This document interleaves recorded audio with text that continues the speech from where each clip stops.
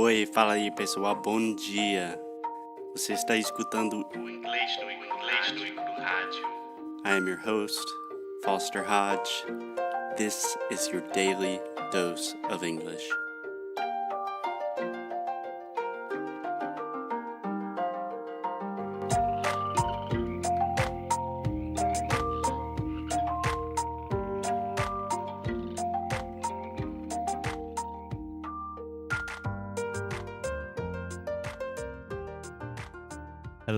Hello. Hey guys, what's up? It's Foster from English no Ikuru.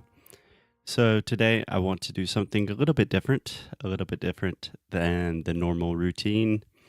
Today is a solo episode. So Alexia has returned to Rio de Janeiro. She has returned to the marvelous city. So I'm here by myself in the US, and I thought I would share a quick lesson with you, a quick tip. So here's the thing. Most of my students, like 95% of my students, always ask me the same question.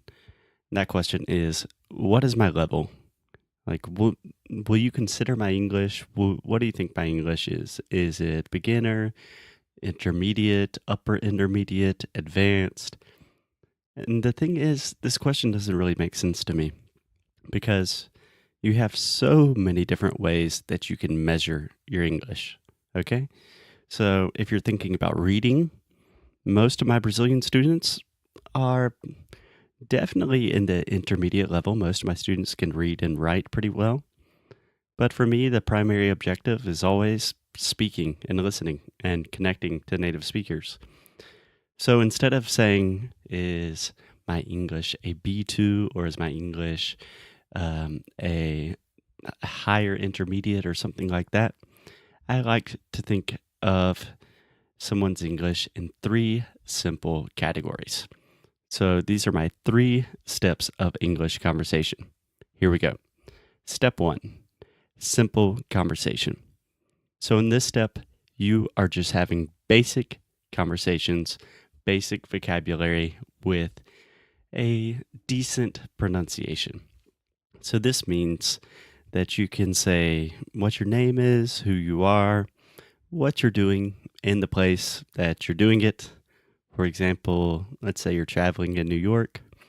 You can order in a restaurant and say, hey, I would like a cheeseburger. And the waiter says, okay, would you like French fries?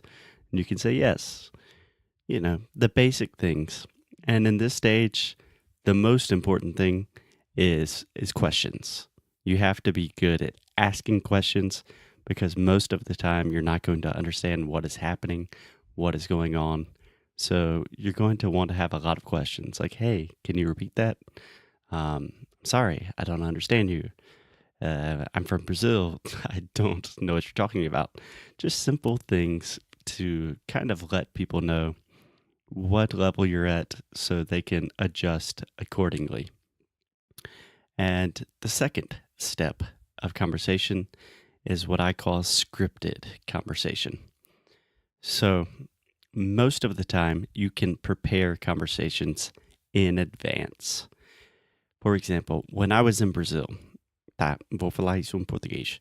Quando eu estava no Brasil, todo mundo me fazia as mesmas perguntas, sempre. Tipo, de onde você é, o que você está fazendo no Brasil, não é mais legal nos Estados Unidos.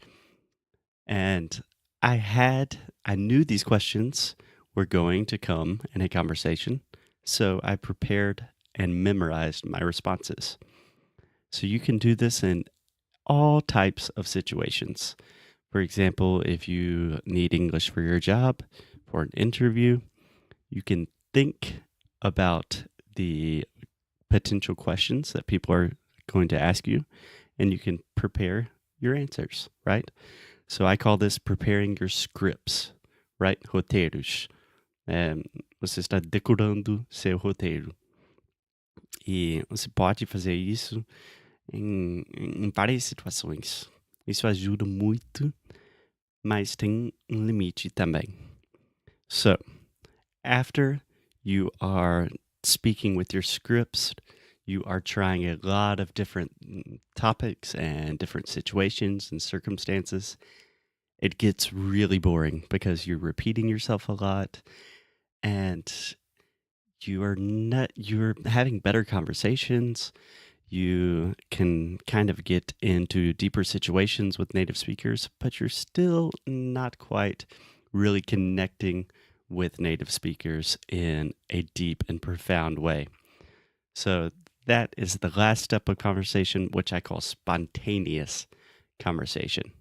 So in spontaneous conversation, I think most people would consider this fluency or being an advanced speaker. This means pretty much you can talk about almost everything. Obviously, not everything. I have a very liberal view of fluency. So, if you ask me about, uh, I don't know, ancient or like colonial literature from Brazil in the 1700s, I really don't know how to talk about that. I don't have that vocabulary, I don't have that knowledge. But I can talk about most things in Portuguese, and I don't really have to follow my script. I can improvise, I can have different perspectives on things, and I can really express my opinion. So I don't want to get too complicated. I want it to be a short episode today, but I recommend that you start thinking about your English in a more simple way like this and really try to think about where you are, if you are still in the simple conversation stage, or if you're moving to the scripted conversation stage, sorry, or if you're really, really getting to the spontaneous and you're trying to improvise and become an advanced speaker, because this really determines the way you should study, what you should be studying. Um, yeah, so I think it's more simple and I think it's more effective, and I hope that helps. And if you guys like the solo episodes, let me know because I can do more of them. And yeah, that's it. I will see you guys soon. Até já já. Ciao. Thank you, thank you, thank you. Thank you so much for listening to another episode of Inglês no Cru Rádio. If you like what we do, please check us out at inglesnoicru.com, inglesnoicru.com. There you can find everything you need, all of the episodes, transcripts, blog posts, articles, resources, and new courses that we are releasing this month. Thank you for your support. Most importantly, keep up the good fight and lose well. Até já já. Ciao.